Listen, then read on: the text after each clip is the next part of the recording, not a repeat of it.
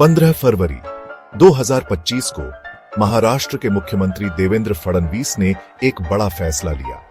उनकी सरकार ने एक खास कमेटी बनाने का ऐलान किया। इस कमेटी में 7 मेंबर्स होंगे। इसका काम लव जिहाद के मुद्दे को देखना। ये मुद्दा राज्य में काफी गरमाया हुआ है। कमेटी का बनना एक बड़ा कदम है। इससे पता चलता है कि सरकार इस बारे में सीरियस है। बहुत लोग मानते हैं कि लव जिहाद बढ़ती हुई प्रॉब्लम है। उनका कहना है कि मुस्लिम लड़के हिंदू लड़कियों को शादी के लिए फंसाकर उनका धर्म बदलवाते हैं। कमेटी इन बातों की जांच करेगी। ये कदम बिल्कुल अनएक्सपेक्टेड नहीं है। फडणवीस जी ने पहले भी ऐसे इशारा किया था। 2022 में उन्होंने दूसरे राज्यों के ऐसे ही कानूनों के बारे में पढ़ने की बात कही थी। फिर 2023 में उन्होंने इंटरफेथ मैरिज में जबरदस्ती धर्म बदलवाने के खिलाफ कानून की जरूरत के बारे में बात की थी।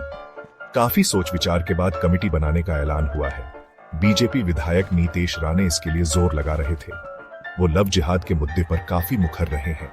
ये कमेटी इन्हीं चिंताओं का सीधा जवाब है।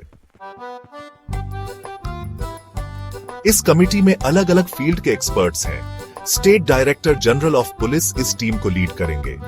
जरूरी डिपार्टमेंट्स के सेक्रेटरीज इसके मेंबर होंगे। इन डिपार्टमेंट्स में महिला एवं बाल विकास, अल्पसंख्यक विकास और गृह विभाग शामिल हैं। कानून और न्यायपालिका, सामाजिक न्याय और विशेष सहायता विभाग के लोग भी इसमें होंगे। इनका काम कई तरह का है। सबसे पहले ये लोग हालात का जायजा लेंगे। वो लव जिहाद और जबरन धर्म परिवर्तन की हकीकत जानने की कोशिश करेंगे। इसके लिए जानकारी इकट्ठा करनी होगी और डेटा का विश्लेषण करना होगा। कमेटी मौजूदा कानूनों को भी देखेगी। वो देखेंगे कि दूसरे राज्यों ने इस समस्या से निपटने के लिए क्या किया है। दूसरा, कमेटी हल सुझाएगी। इसमें महाराष्ट्र के लिए एक नया कानून सुझाना भी शामिल हो सकता है। वो कर्नाटक, गुजरात और मध्य प्रदेश जैसे राज्यों के कानूनों को अपनाने की सलाह भी दे सकते हैं। कमेटी शिकायतों से निपटने के तरीकों पर भी ध्यान देगी। वो ये सुनिश्चित करना चाहती है कि पीड़ितों को न्याय मिले। आखिर में कमेटी एक संपर्क सूत्र का काम करेगी। लोग अपनी चिंताओं के साथ उनके पास आ सकते हैं। इसमें व्यक्ति, संगठन और चुने हुए प्रतिनिधि शामिल हैं।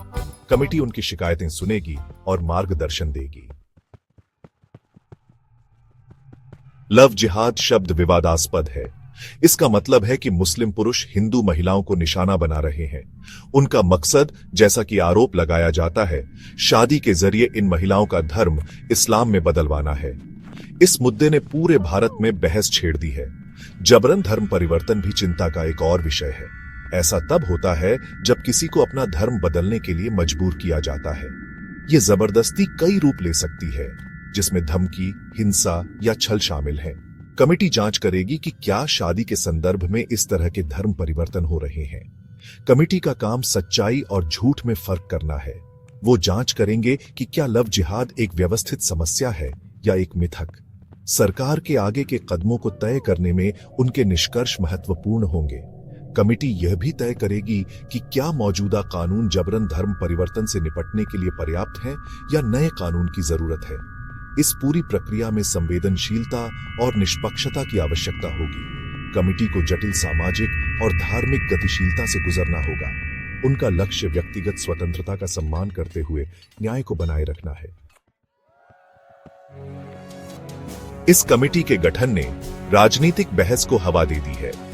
कई लोग इसे बीजेपी सरकार का एक रणनीतिक कदम मानते हैं। बीजेपी पहले भी लव जिहाद के बारे में मुखर रही है। बीजेपी शासित अन्य राज्यों में भी इसी तरह की कमेटियां और कानून लागू किए गए हैं। यह कदम पार्टी की विचारधारा के अनुरूप है। विपक्षी दलों ने इस फैसले की आलोचना की है। उनका तर्क है कि लव जिहाद एक मनगढ़ंत मुद्दा है। उनका दावा है कि यह अल्पसंख्यकों को निशाना बनाने और सांप्रदायिक तनाव पैदा करने का एक तरीका है। समाजवादी पार्टी के विधायक रईस शेख ने सबूतों की कमी पर सवाल उठाया। उन्होंने बताया कि लव जिहाद से जुड़े बहुत कम पुलिस मामले हैं। घोषणा का समय भी महत्वपूर्ण है। यह फडणवीस और केंद्रीय गृह मंत्री अमित शाह के बीच हुई बैठक के साथ हुआ। दिल्ली में हुई इस बैठक ने इस फैसले में केंद्र सरकार की भूमिका के बारे में अटकलों को हवा दी। इस कमेटी के गठन के दूरगामी परिणाम हैं। यह धर्म, व्यक्तिगत स्वतंत्रता और कानून व्यवस्था जैसे संवेदनशील मुद्दों को छूता है। कमेटी के निष्कर्षों और सिफारिशों पर सबकी नजर रहेगी। इनमें महाराष्ट्र में अंतरधार्मिक संबंधों और धर्म परिवर्तन पर बातचीत को